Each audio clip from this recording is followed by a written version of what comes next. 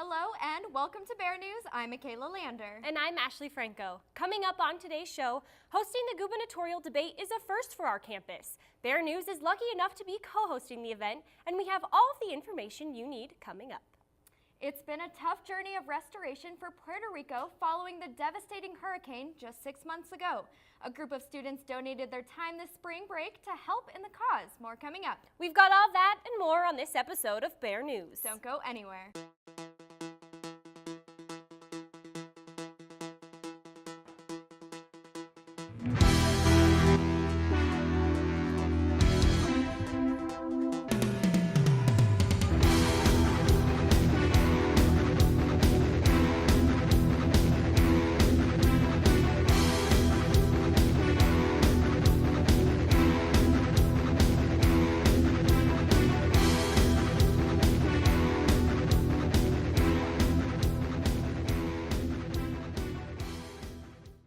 Colorado's election is November 6th.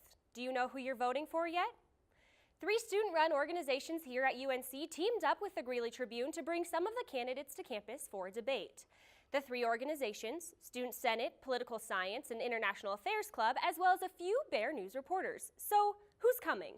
The gubernatorial candidates scheduled to appear are Mike Johnston, Steve Barlock, Greg Lopez, Eric Underwood, Scott Helker, John French, Doug Robinson, and Donna Lynn. Denver 7 news anchor Ann Trujillo will moderate alongside UNC political science lecturer Dr. Gregory Williams. Doors open on April 9th at 5:30 p.m. at the University Center. The debate is free for students, but with the limited space, students will need to reserve a ticket on the gubernatorial candidate debate at UNCO Facebook page. Students also can ask questions for the candidates by posting their questions on the event's Facebook page. Mickey, this is a great event for the UNC campus. That's right, Ashley, and hopefully it's a really good turnout. Well, the powerful Category 4 Hurricane Maria hit Puerto Rico just 6 months ago on September 20th. The storm killed at least 60 people and caused widespread damage across the island, and today it is regarded as the strongest storm to hit the U.S. territory in 89 years. In response, organizations and individuals flocked to the island to provide aid, UNC included. For an alternative spring break, 22 dedicated students packed their bags and headed to the sunny island to lend a helping hand. On our alternative spring break trip, we went to Fajardo, Puerto Rico. The work that we did was mostly on a nature reserve called Cabezas de San Juan, and what we were doing was basically expanding their tree nursery because the island of Puerto Rico in general has a goal to plant 1 million trees within the next 5 years. Not only did we actually plant the trees, but we went through all of the processes of clearing out all of the dead debris and then turning it into mulch and raking and weeding. The trees offer both like a natural barrier to like everything inland when storm season happens, and also like with all the damage that was done from the hurricanes this past season. It's just kind of restoring some of the natural like habitat that is actually on the island. And talking to some of the people who work there full time, I think they have a full-time staff of around 10. Having 22 volunteers in a day and a half can do as much work as their team can do in 2 weeks. Student Michael Rodriguez says help is needed everywhere. We still need infrastructure development, we need educational development, we need medical supplies, we need everything that we can to kind of take the island and move it forward economically and socially. Being a colony puts us in a way where we're at a disadvantage when it comes to resources and help. Being part of the United States, I expected better and I expected more from our government to do more for us and kind of be there. A lot of people still don't know that Puerto Rico is part of the United States. A lot of people still don't know that we're American citizens.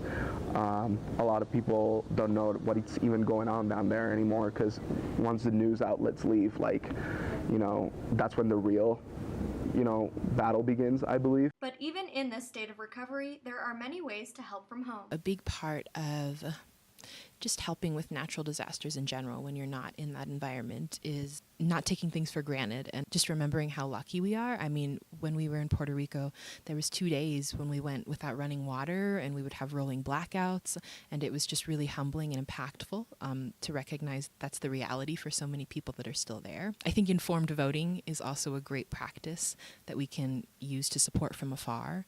So, when ballot measures come up or when officials are up for office, being concerned with what's happening in your local community, but also thinking about what are their national and global platforms so that we can have the best people in office to support, all of our American citizens. And I think it's also really important to recognize that a lot of Puerto Rico's economy is based off the tourism industry. And a lot of the tourism bases are up and running fully, even with all these issues that they're still having, because the culture is so vibrant and the people are so resilient. Just talking to locals, you wouldn't be able to tell that there was a hurricane 9 months ago that devastated their island because they're just so happy. While it is a long journey to full recovery, there are many people standing behind Puerto Rico. I heard rumors of snow tomorrow. What do you think? What do you have for us, Abigail? Right now on campus, it is cloudy and warm. We've got temperatures around 65 degrees and humidity at 22% and winds at 9 miles per hour. Our record high for today is 81 degrees set in 1991, and our record low is 19 degrees set in 1968. For those morning classes tomorrow, be prepared for a cold, wet, and windy walk to those classes. We're expecting rain starting at 9 a.m. with winds up to 21 miles per hour by 10 a.m., which is definitely going to make those 30-degree temperatures feel a lot colder. I'll have your full forecast and more coming up.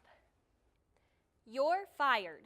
That's the signature phrase Donald Trump used on his reality TV show, The Apprentice, and it's a phrase he continues to use during his time in office. Trump has been president for a bit more than a year, and during his time he lost a sizable number of his cabinet members as well as several presidential advisors. President Nixon previously held the record for the most firings with 5, but Trump surpassed this record. He fired 6 people and at least 15 resigned.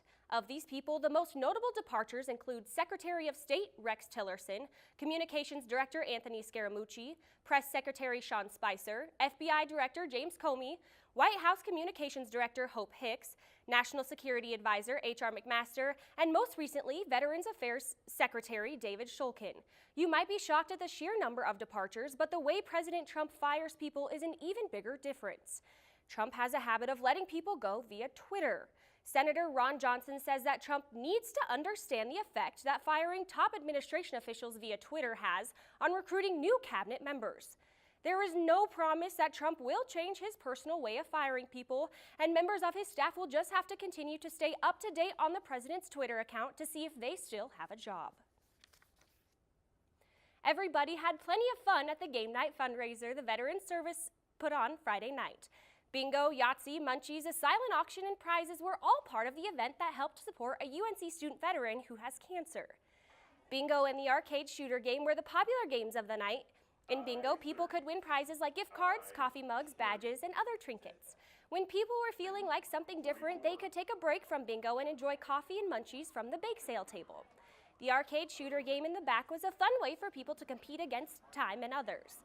The game used modern technology to project a virtual training course where participants could fire at targets. Overall, the fundraiser brought in more than $450 to support the UNC student veteran. And if you missed this event, no worries. Veterans Services hosts its annual military dinner tonight, Thursday, from 6 to 9 p.m. at Zoe's Cafe. Coming up after this short break, we have your full weather forecast with meteorologist Abigail Stewart. Then stay tuned to discover new ways to give back to your fellow Bears, as well as an exclusive on one Jeopardy winner. We'll be right back. Hey, I'm Anderson Cooper. As a parent, you want to make sure that your child knows how to deal with bullying when they see it happening. And chances are they want to help, but they don't really know how. Well, teach them that the best thing to do is calmly walk away, find a teacher or other adult, and speak up. And do your part. Be that adult they can talk to and trust will listen. Join me to help stop bullying. Go to stopbullying.gov to find out more. You sure you don't want some? It's chamomile. Listen, you are extremely terrifying.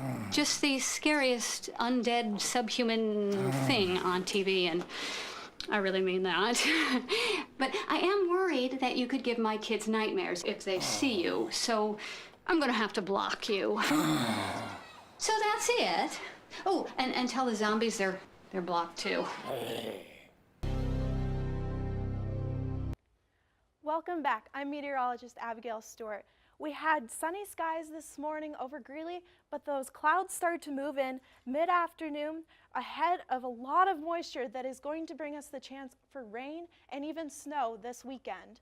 Right now over Colorado, we've got a small rain shower to the north of us and some small rain showers just on the other side of the mountains, but otherwise not much over most of the state and over Greeley.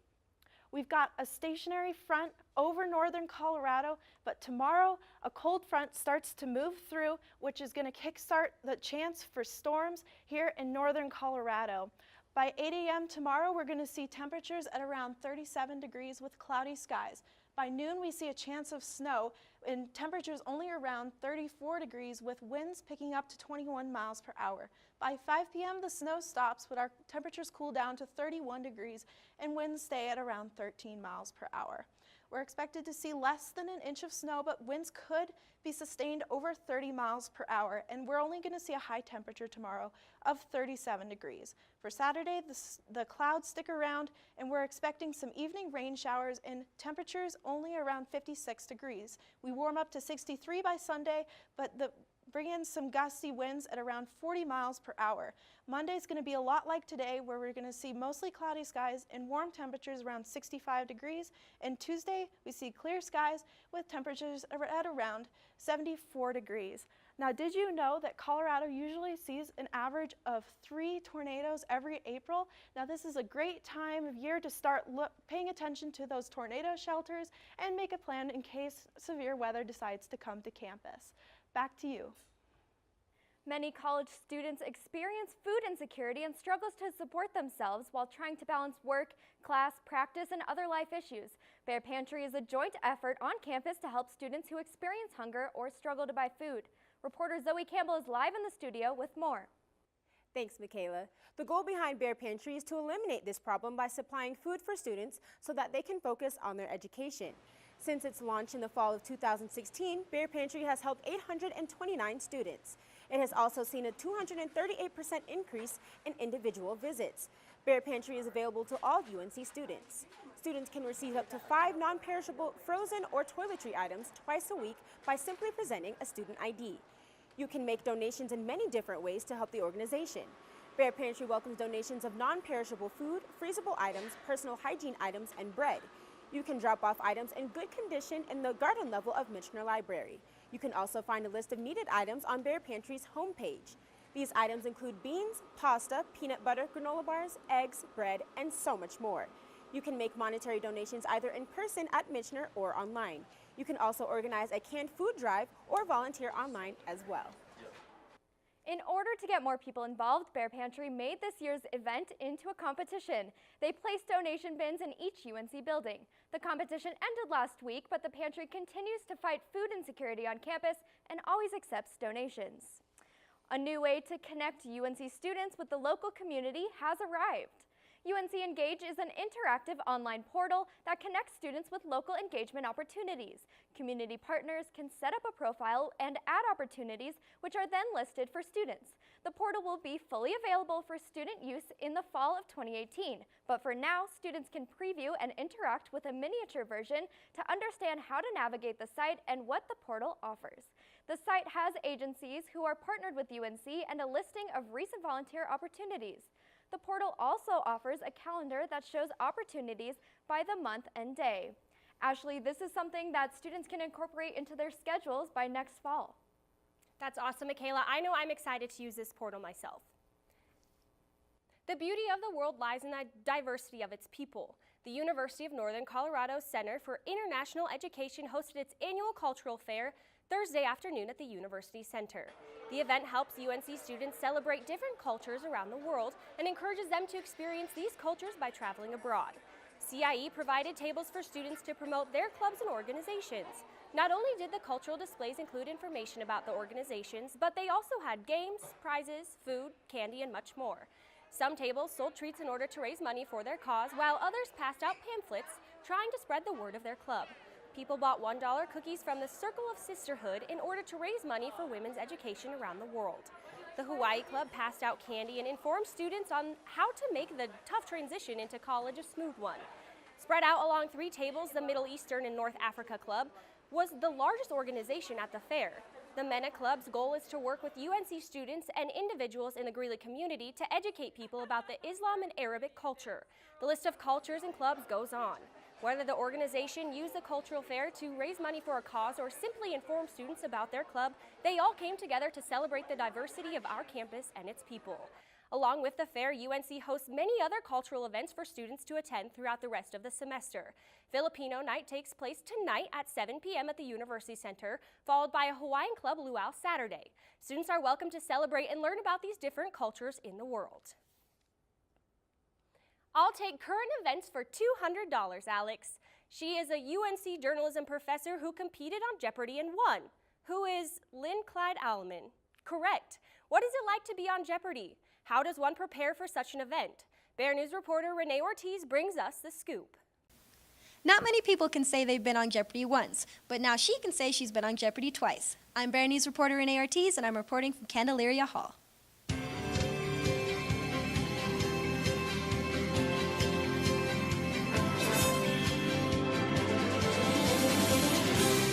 This is Jeopardy!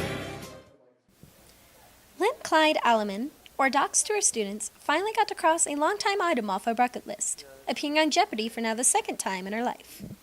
We're back. Well, the first player we introduced on the program today, Lynn Clyde Alleman, has also been on Jeopardy before, but in an entirely different and unusual way. Tell the folks.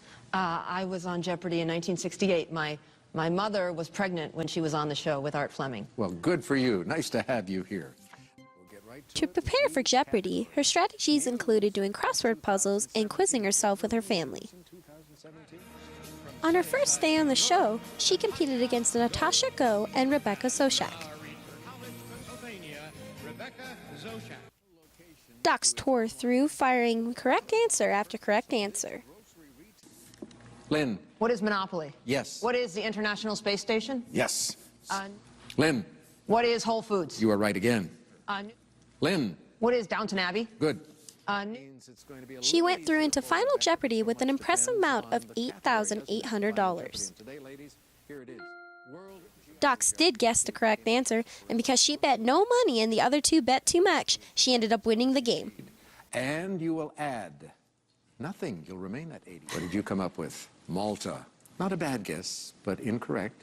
So it will cost you $43.90 to our champion, Rebecca, who had $13,200, picked Cyprus incorrectly. Did she lose enough? $4,801, dropping her to $83.99. She did lose enough. And Lynn Clyde Alleman, you're the new Jeopardy champion. Way to go. On her second day, she competed against Tristan McCabe and Daniel Ludham. She once again played a competitive round in first and double Jeopardy. What is Mississippi? Yes. Lynn? What is the Leaning Tower of Pisa? Yes. Lynn? What is Roadrunner? Yep. Rug. Lynn? What is Woodstock? Yes. Lynn? Who is Sean Penn? You got him?